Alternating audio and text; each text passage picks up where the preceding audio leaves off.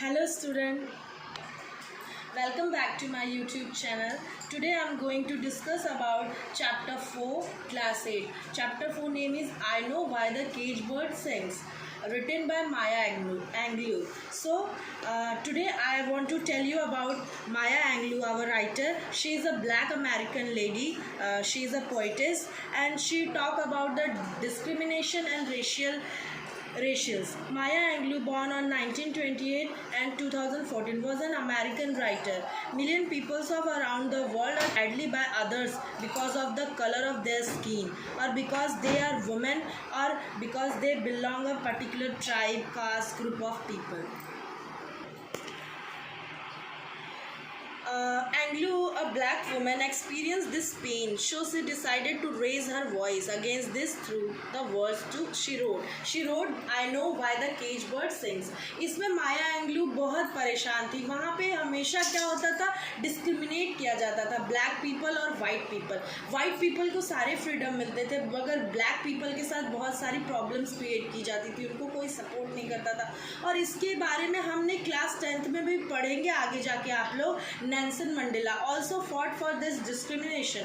उन्होंने भी लड़ाई की थी. 30 सालों के फॉट के बाद उनको फ्रीडम मिला और वो लोग एक अच्छी ज़िंदगी जीने लगे. तो सेम माया एंगलू ने भी इस पे लड़ाई लड़ी और नेल्सन मंडेला ने भी. तो हम लोग अभी ये चैप्टर को स्टार्ट करते हैं. Okay. So, the free bird lives on the back of the wind and floats downstream till the current ends, and dips his wings in the orange sun rays and dares to claim the sky. The free bird it means white Americans, white people.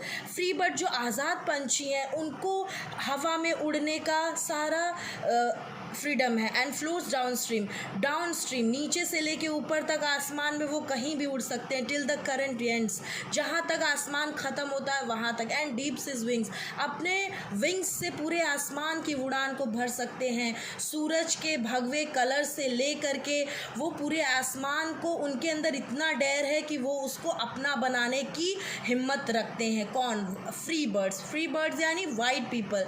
यहाँ पे जो writer हैं वो बता रहे हैं कि जो फ्री बर्ड्स हैं वो वाइट पीपल हैं. तो इनको सारा फ्रीडम है, सारा सपोर्ट्स है इनको. ये कहीं भी जा सकते हैं, कुछ भी कर सकते हैं. Now second para. But a bird that stocks down his narrow cage can seldom C through his bars of raise. His wings are clipped and his feet are tied so he opens his throat to Singh.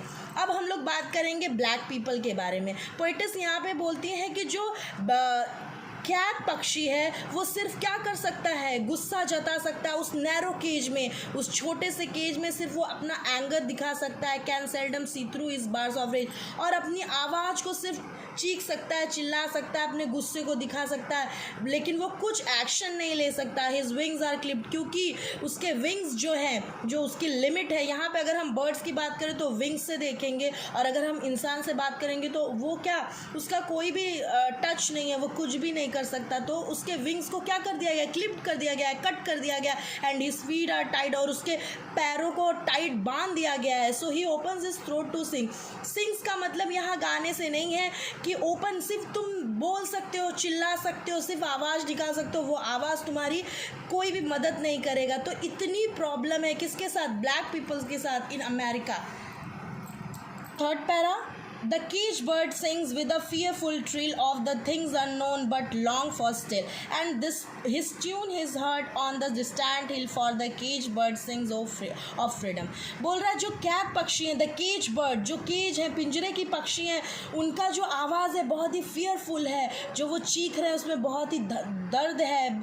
of these wings unknown, इस बातों से कोई भी unknown नहीं है, सब जानते हैं. but long for still, बहुत दूर दूर तक ये आवाज़ जा रही है और वो होप कर रहे हैं कि इस आवाज़ को कोई सुने. And his tune is heard, ये आवाज़ सुनी जा रही है. ऑन द डिस्टेंट हिल, दूर दूर तक पूरे. अगर हम बर्ड्स की बात करें तो हील्स और सारे पहाड़ पर्वत सब सुन रहे हैं. For the cage bird sings of freedom, जो केज बर्ड है, कैट पक्षी है, फ्रीडम के लिए, आज़ादी के लिए चीख रही है, चिल्ला रही है, दर्द भरी आवाज़ निकाल रही है. But no one can help them, लेकिन उनका कोई भी मदद नहीं कर सकता है. Now fourth para. The free birds things of another bridge and the trade wind soft through the shining trees, and that fat worms waiting on the dawn red lawn, and his names the sky his own. यहाँ पे free bird यानी white people, white American के बारे में बात हो रही कि जो आज़ाद लोग हैं वो क्या कर सकते हैं, कुछ भी सोच सकते हैं. एनदर ब्रीज, हवाओं के जो ब्रीज हैं उनको ले सकते हैं, महसूस कर सकते हैं. And the trade wind soft through the shining trees, चमकते हुए जो शाइनिंग ट्रीज हैं उनकी सॉफ्टनेस को महसूस कर सकते हैं. कौन? फ्री बर्ड्स, क्योंकि वो कैद नहीं है, वो शुद्ध हवा का भी इंजॉय कर सकते हैं, शाइनिंग ट्रीज़ के भी मज़े ले सकते हैं. उनके दिल में कोई भी उलझन नहीं है, कोई भी बंदिशें नहीं है. एंड द फैट वर्म्स, वो फ्रेश खाना खा सकते हैं. लाइक दैट, क्या फैट वर्म्स, पेड़ों में जो मोटे मोटे कीड़े होते हैं उनको खा सकते हैं. Waiting on the down broad lawn, वो क्या उषा काल, डाउन ब्रॉड लॉन, क्या वो ब्राइट जो भी उषा काल की जो सुनहरी किरण है उसका मज़ा ले सकते हैं. And his names the sky is own. और उनके अंदर क्या, उनके अंदर वो इतना दम रखते हैं कि वो समझते हैं कि पूरा स्काई, वो पूरा आसमान उनका अपना है. यानी अगर हम वाइट पीपल की बात करें तो पूरी दुनिया उनकी अपनी है, वो कुछ भी कर सकते हैं. Like their future, about their dreams, सब कुछ वो कर सकते हैं. लेकिन जो हमारी कैट बर्ड है, but a cage bird stand on the grave of dreams, his shadow shouts on nightmare scream,